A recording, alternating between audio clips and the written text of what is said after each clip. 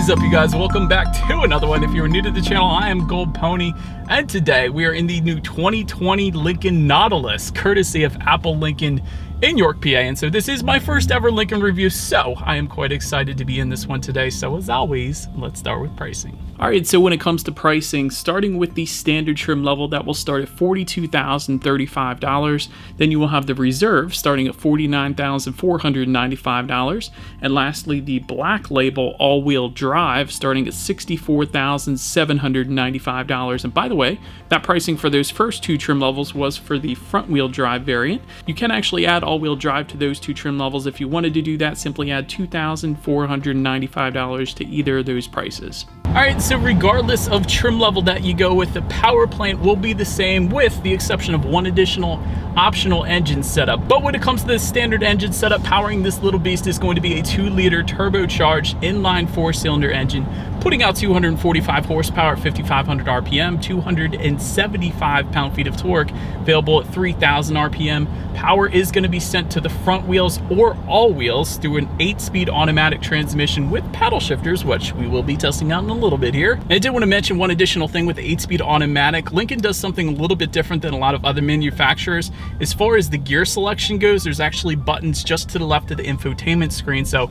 if you were to put it in drive, simply just press the D button. If you put it in reverse, that's R, obviously, but it's a little different setup, so I did want to mention that as well. But so in the end, as far as MPGs go with that engine setup, that is going to come in at 21 in the city, 26 highway for the front wheel drive, 20 city, 25 highway for the all-wheel drive. And by the way, that all-wheel drive option does go for $2,495 if you were interested. But then the other engine setup, the more potent engine setup, so to speak, is going to be a 2.7 liter twin turbocharged V6, putting out 335 horsepower, 380 pound-feet of torque, sent to front wheels or all wheels, again through an 8-speed automatic with paddle shifters. 0 to 60 approximately 6 seconds flat on that engine setup, which is crazy because it's an SUV, right? But anyways, MPG numbers on that one come in at 18 in the city, 25 on the highway. So now that having said all of that, I think you guys know what time it is. Let's do a quick little paddle shifter test here, and let's see how quickly they react for us.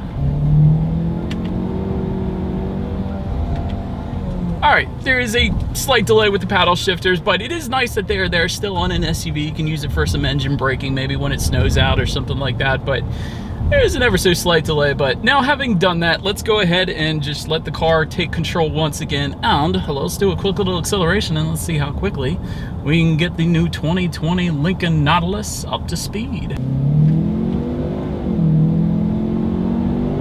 Actually, not too bad considering we don't have the twin turbocharged V6. Certainly not going to have any issues with merging onto the highway. For me, I kind of want the twin turbo V6, but definitely plenty of pickup for this one though. Then to go along with that acceleration, as always, braking is equally important. And so we will find front and rear ventilated disc brakes. And as far as the braking feel goes, I've had absolutely no issues today. There's no brake pedal delay or anything like that. Then touching on suspension and handling a little bit, did want to mention there is a S underneath of the D here, and that is going to give you a sport mode, so it does immediately downshift for you, holding the RPMs at a much higher level, so a little better acceleration there as well. So that was definitely nice during that acceleration there. But in addition to that, there are actually some drive modes that adjust some of the suspension components that can be found on the reserve and black label trim levels. And essentially what that is going to do is adjust the damping system. So it's going to monitor each shock absorber individually, soaking up Pennsylvania's road imperfections for a little bit of ride quality there. But at the same time, it's also going to tighten up the suspension during heavy cornering, really giving you the best of both worlds there. It's actually also going to adjust the steering sensitivity as well.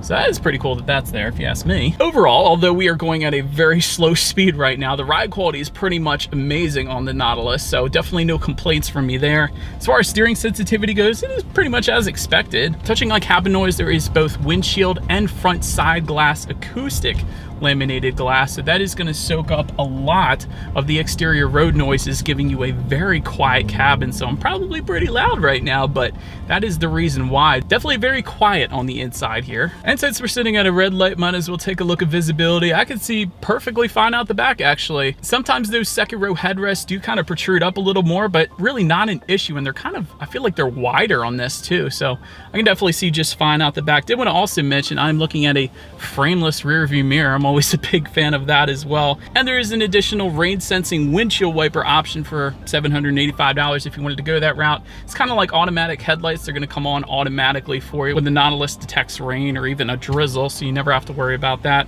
Of course, that's going to help you with a little bit of visibility as well. But that about rounds out the performance segment of this review. Let's now go ahead and take a look at the exterior of this new 2020 Lincoln Nautilus. All right, so here is the 2020 Lincoln Nautilus. In case you guys were curious, this color we have today is called Burgundy Velvet. It is a $695 option if you wanted it. Anyhow, first thing I noticed, at least, is looking at the front grille, it actually looks like there's a Lincoln pattern. Like all of these little shapes that we have here are in the shape of a Lincoln emblem. Maybe it's just me, but I think that's pretty cool. Moving out a little bit, LED headlights with LED daytime running lights and LED signature lighting will come standard, so you can imagine this is going to look pretty darn sweet at night. And they will also come with the automatic feature, meaning when it starts to get dark out, they will turn on automatically for you there. And if you were to go with the black label, they are multi-projector headlamps with dynamic bending, meaning those headlights will swivel based on your steering angle at night, better illuminating what's around the corner so you don't hit any deer or anything else basically. But also did want to mention they do have dark housings as well. That looks pretty good. But then making our way to the side, satin roof rails. That is a only $195 option, so it's probably worth it in my book. Chrome window surrounds will come standard on every single trim level. Of course, you got the Nautilus logo or the lettering found in the front doors. That also definitely looks good there. And I do want to mention there are some chrome inserts on the door handles, also found on the side skirts down below as well. So definitely more of a high-end look there. Touching on the side mirrors a little bit, they are power folding heated side mirrors with LED integrated turn signals and the memory feature as well. So they always go back to right where you set it previously. That's definitely nice. Take a look at the wheel setup. 18-inch aluminum alloy wheels come with the standard and select, 20-inch aluminum alloy wheels with the reserve, and 21-inch aluminum alloy wheels with the black label. But so now let's go ahead and make our way to the back. First thing I wanted to mention is there is a rear spoiler with an integrated brake light for every single trim level. Just below that, rear window wiper. Do also like how Lincoln is spelled out horizontally in between the taillights. Nice little upscale touch if you ask me. Did want to also mention, since I mentioned those taillights, they are LED taillights with LED reverse lights actually as well. I like the LED light bar that ties together the left and right taillight. That definitely looks good. But all the way to the bottom then, dual exhaust outlets with chrome tips, so you guys know what we have to do next. As always, here is that exhaust clip.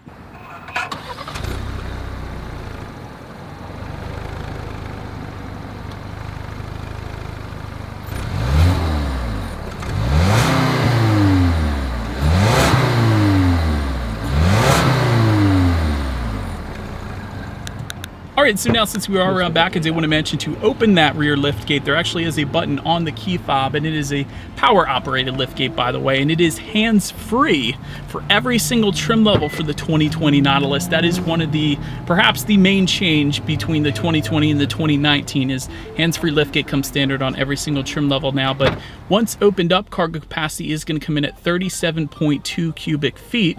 For reference, let me compare this a little bit. Lexus RX comes in at 18.9 cubic feet behind that second row. BMW X5, 34 cubic feet. So that is why Ford claims the Lincoln Nautilus has the best in class cargo capacity behind that second row. So that's pretty cool. With the rear seats down, there is a 60-40 split that bumps it up to 68.8 cubic feet, and there is an easy fold seat back release. So to fold those second row seats down, there's actually a button in the cargo area, or buttons I should say. So simply just press them, and that is how that's going to fold down for you. Did want to also mention, underneath that floor, there is a spare tire, of course, and some in-floor storage compartmentalized. So if you wanted to hide some stuff, that is where you're going to be able to do it. Also, there's some grocery hooks back there, and actually a subwoofer as well, but we'll get more into the sound system in a little bit. Now make your way up to the rear legroom. That comes in at 39.6 inches. That 39.6 inches, comparatively speaking, is more than the BMW X5 and the Mercedes GLC class as well, if you're comparing. But those second row passengers will also get heated second row seats if they were to go with the reserve trim level that we have today or the black label. Also, a rear seat entertainment system is going to be available for an additional $2,000 if you wanted it. Rear ventilation can also be found back there, but let's go ahead and make our way to the front seats. 10-way power adjustable front seats will come standard on every single trim level, and that will give you power lumbar as well, and memory settings, and they will be heated, and all of that comes standard, by the way. Ventilated front seats will come with the reserve and black label trim levels if you wanted to go that route. And one of the coolest things Lincoln does is there's slightly different leather setups depending upon your trim level. For example, the reserve that we have today, there is a Bridge of Weir deep soft leather that is going to come on these seats, so a little bit different there, and also a Venetian leather if you were to go with the black label, so even more high-end. That's pretty cool that it does that. But anyways, did want to also mention there's a $1,500 seating option as well, giving you 22-way power adjustable front seats, which should be more than enough as far as finding your perfect driving position, I will say that. And by the way, that option also gives you massaging front seats, and that option is available for the reserve and the black label trim levels. But now taking a look at the steering wheel, it is tilt and telescoping and is manually adjustable for the standard, power adjustable for all other trims, and is actually leather wrapped for all trim levels. And it will be heated if you were to go with the reserve or black label. But now let's get to the startup here. Let me first start by showing you guys the key. It essentially looks identical to my Ford Mustang GT key. You do have the Lincoln logo on the one side, and of course when you flip it over, lock, unlock the button to pop the rear hatch, and the ×2 button in the middle there, that is going to be a remote start, which comes standard on every single trim level, as well as a push button start, which is located just to the left of the climate control settings there. So all I am going to do is simply just put my foot on the brake and press that engine start button there. It's open. Then once started up, you will find a 12.3-inch digital gauge cluster for every single trim level. Definitely looks amazing up there if you ask me. And there are a bunch of different options. You can control different things within that gauge setup using the steering wheel mounted controls, including things like your tire pressure, radio settings, trip A, there's a bunch of stuff honestly, but I love that it is all a digital gauge setup, I guess as expected since we have a Lincoln, of course. Take a look at overall interior quality. A panoramic vista roof with a power sunshade will come with the reserve and black label, and you will find a wireless phone charger if you go with all trim levels but the standard. And by the way, that wireless phone charger is going to be found in the cubby area directly in front of the cup holders there. Universal garage door openers can be found again on all trim levels but the standard. And depending on the setup that you go with, there are authentic wood trims available, including an ash wood, walnut wood, so that is definitely more high-end as well. Dual zone climate control, of course, comes standard. Ambient lighting standard on all trim levels but the standard. And there is an overhead sunglass holder again for all trims. Did want to add the black label trim level actually gives you an Alcantara headliner with Alcantara binded floor mats. That's kind of interesting. You never see Alcantara on floor mats, at least I haven't, but I do love that there's an optional Alcantara headliner though, and there is a lot of soft touch material until you get to around the tech display and the climate control options. That is where it is still hard plastic, but other than that, everything else pretty much is soft touch. So overall, the interior is finished quite well in my opinion. But now let's take a look at the tech display. 8-inch colored touchscreen display will come standard on all trim levels. That is the Sync 3 system, of course. Bluetooth and audio streaming will come standard, as well as Android Auto, Apple CarPlay, meaning if you have a smartphone, simply hook it up to this one. You have free navigation through your smartphone, as well as the ability to like and dislike those Pandora songs up there. You can also check out your climate control information up there as well, along with your radio settings. And by the way, when it comes to the sound system, you will get an 11-speaker sound system with the subwoofer if you were to go with the standard trim level. Then there's a 13-speaker sound system for the reserve and 19 speakers for the black label. So you guys know what we have to do next. Let me go ahead and turn on Sirius XM. Let's see what we got playing today, and let's test out the clarity of this one. Ton of bass on this sound system, this 13-speaker sound system we have today. Definitely enough clarity. Really, I didn't expect any issues, but sound system is definitely pretty nice on this one. Then last thing I wanted to mention to you guys on the tech display is when you do put the Nautilus in reverse, you will find a rear view camera, a 360-degree camera with a camera washing system for every single trim level, letting you know who or what is behind you. And by the way, not only does that display when you put it in reverse, but there actually is a camera button just to the right of that infotainment screen. So if you wanted to press that, if you were pulling into a tight parking spot, that's definitely going to be convenient there as well. But as always, that is going to lead us into safety. And so to start, there are front, side, and side curtain airbags, also driver and passenger knee airbags as well. In the back, you're going to have latch, aka lower anchors and tethers for children for the rear car seats. Also rear child door locks back there. There's a tire pressure monitoring system, but also standard pedestrian detection, a pre-collision assist system with automatic emergency braking, blind spot information system with rear cross traffic alert. That's going to be the little icons in the side mirrors preventing you from turning into the car next to you, of course. There is also an optional driver assistance package that goes for $1,590, and that is going to add an adaptive cruise control system with stop and go and lane centering. So the car is going to speed up when the car in front of you does and slow down when the car in front of you does. So therefore, it is a very intelligent cruise control system, of course.